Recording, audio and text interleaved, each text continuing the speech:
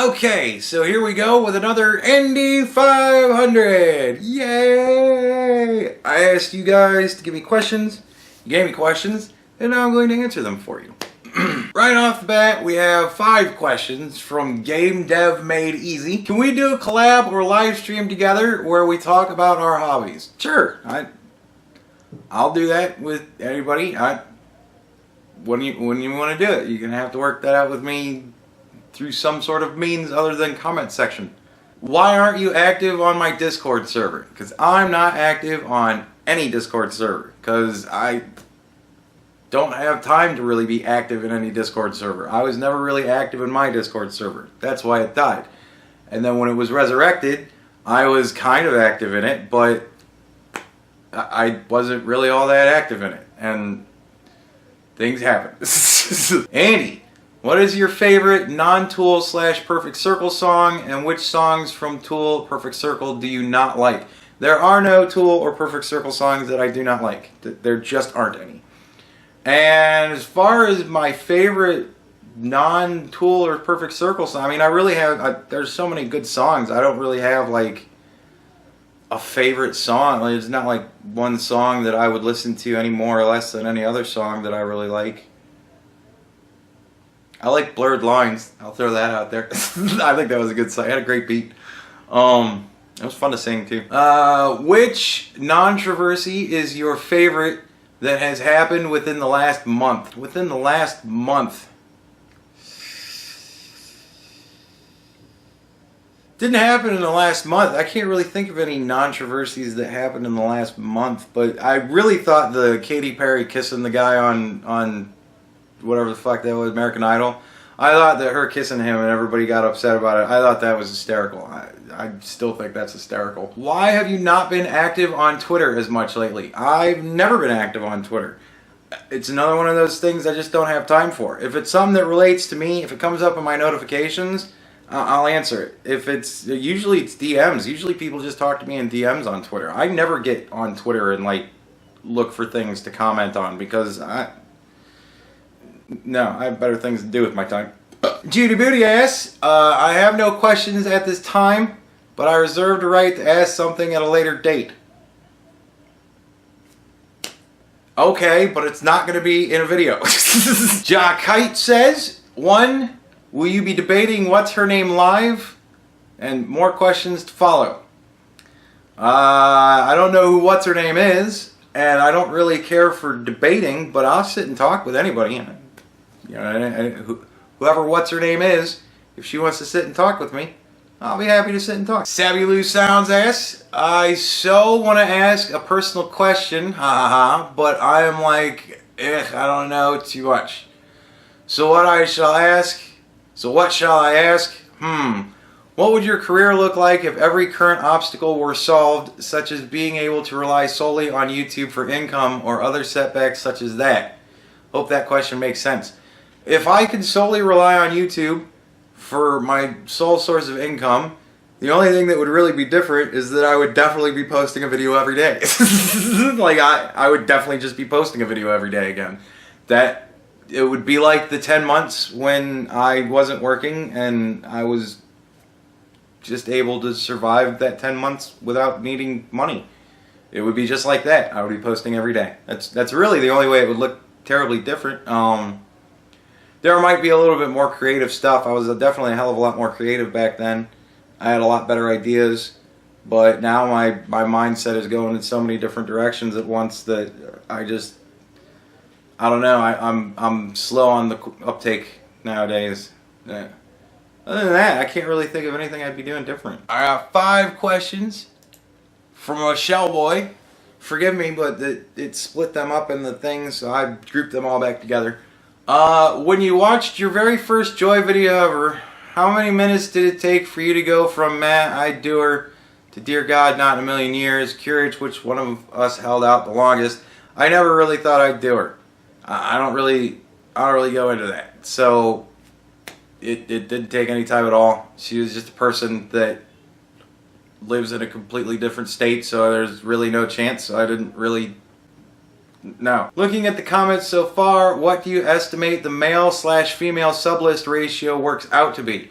I'll be honest with you. I looked at the ratio on the new channel, and it was 100% female. That's what it was last time I looked. I don't know if it's just taking YouTube forever to catch up, or if people aren't putting that they're a male, or what. I don't know. But it generally seems that my audience is pretty much in the area of about 3/4 female. So there you go. It's pretty much 3-to-1 female to male. Are you forklift savvy? Fuck yes, I am a forklift master. I've been able to pick up dimes with a forklift. You have to cheat. You have to use the seam in the concrete in the ground, but you can do it with some effort and some skill. But I am very, very good on a forklift. I was the person that whenever anybody would fuck up something with a forklift, they would be like, Andy, you gotta go fix that, and I would fix it. So yeah, definitely forklift savvy. Do you wear a respirator when you paint? Absolutely. If I was painting outdoors, I'm not entirely sure if I would, because it's outdoors, you get maximum ventilation outdoors. But yeah, any sort of anything indoors, even if it was just like in a garage with the garage door open, I would still use a respirator. It's just good for you. Do you feel Drake didn't publicly acknowledge Fousey's YouTube live event to keep Fousey irrelevant? I'm not entirely sure that Drake would know who the fuck Fousey is. And the only reason that I know about what you're talking about is because fucking PewDiePie talked about it. And do I think Fousey was behind the bomb threat?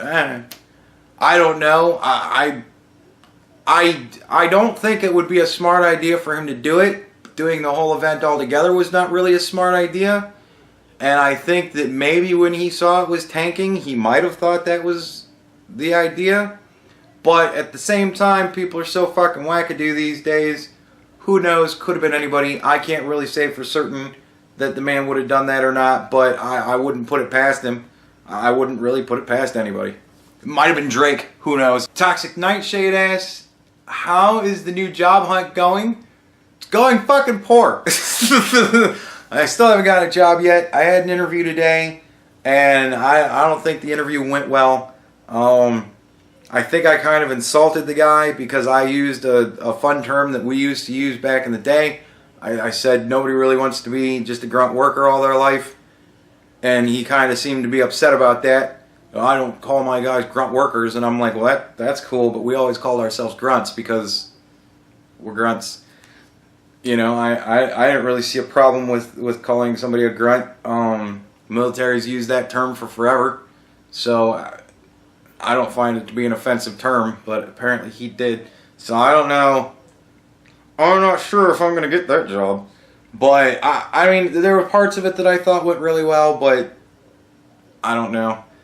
But I'm getting calls all the time from places, and you get a call, and then they want to talk to you, and then you never hear back from them again. So it takes people forever nowadays to fucking hire anybody. I don't know. But when it all comes down to it, I can always just roll on over to the temporary placement agency, and they'll just put me in a job. Like that's what they do. There's companies that just refuse to hire in any other way other than through companies like that. And so you pretty much, they're always looking for people because they always get temp workers, and temp workers are not fantastic. So you throw somebody like me in there, and I'll get picked up pretty quick doing that. But I hate working for those companies because they're just slimy. But when it comes down to it, and I really need to, when I get to the point, pretty much by the end of this month, I'll be at the point where I absolutely need to get a job. So that'll probably be what I do. But who knows? We'll see. I got another company that's really interested in me. They haven't called me back yet. And I have another company that's really interested in me, and they haven't called me back yet. And I've got emails from all sorts of companies that are interested in me, but they haven't called me back yet. So it's just everybody's dragging their feet. You seem less stressed. Cool. And how is life in general going? Life in general is great. I have no problems other than the fact that I have no job. So, but we're working on that.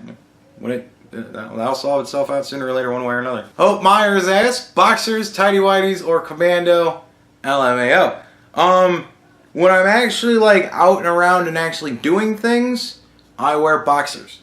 because tighty whities just they just fuck with my nuts. So I wear boxers. But when I'm just sitting around the house, I wear a pair of old like running shorts, and why would I wear underwear in that? So I'm just sitting around the house. So boxers publicly, commando privately. Brown polyester shirt ass. Lost my dog suddenly to heart failure last Tuesday. That's very unfortunate. I feel for you, man. That sucks. I'm having a hard time with it. At what point should I get a new dog? Should I wait a while and then seek out a shelter dog, or should I just wait until an opportunity presents itself to me? If I actively seek a new dog, when do I know the time is right? I've never been through this before. Honestly, dude, you know the time's right when you know the time's right. When you're sitting there and you're thinking to yourself, all right, I think it's time to get a new dog. I mean, that for some people, it's the next day. They go, oh, this dog died, time to get a new dog. Because I like to have dogs, now I need a new dog now. They act like it's a TV. That, oh, my TV's broke. I guess I need a new TV. So they go get a new TV. It's kind of like that with some people. They don't grow like seriously emotionally attached. And I'd like to think that I would probably be one of those type of people. But some people are seriously emotionally attached to their dog. They consider it to be like their child. And, you know, it's kind of like saying, when do you have another kid? That's a tough one to answer. Whenever you feel the time's right. And I would definitely say getting a shelter dog is the way to go. Unless you want to have a specific breed and you have to have this specific breed, you know, then whatever. But if you just kind of want a dog, I would say definitely go with a shelter dog. Generally, this is going to sound fucked up, just let me finish. Generally, they're pretty abused.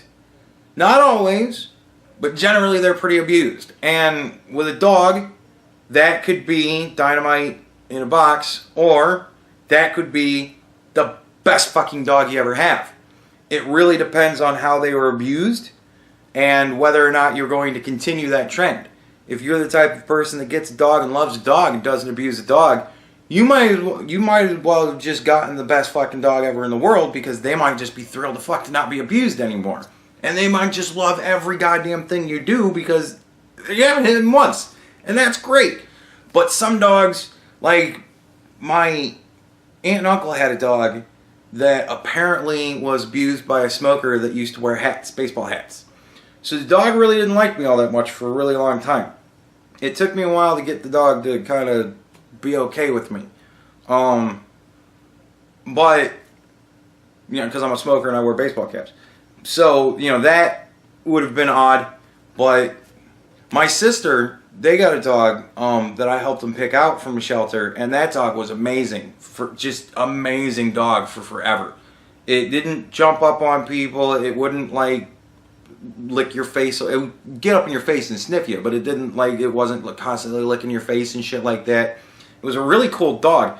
And the way we picked it out, and this is the way I always say, if you can find a dog like this in a shelter, you pick the dog this way. Every fucking dog in the place barked the goddamn head off. We walked in and it was so goddamn loud in that place. It was ridiculous. And I'm looking at this one dog that's just looking at me. And I said, we should get this dog. And they said, why should we get this dog? And I said, because this dog has not barked once since we walked in. This is a fucking good dog. So that was how we picked the dog. And it was a great dog for all the way up until the dog just naturally kind of passed on. But yeah, that I always say go with shelter dogs. Sometimes you never know what you're getting. But dogs are a lot like people. If you treat the dog well, then the dog will be cool. It takes a lot of being a piece of shit to a dog to make a dog bad. Dogs are generally blank slates with everybody they kind of run into. And it's the way you treat the dog and how you kind of teach the dog and raise the dog and stuff like that. You know. So you just got to be good with dogs. And generally, shelter dogs are always pretty cool. It's very rare that you get a shelter dog that's just a wild fucking beast. But it does happen, so there's kind of that to it too. And Steel X Rose asked, should I stick with it? I would say that if it is harming you or somebody else in some way, no, you shouldn't stick with it. If it's challenging you, then yeah, you should stick with it. Challenge isn't harm. Harm is harm. And you should know the difference.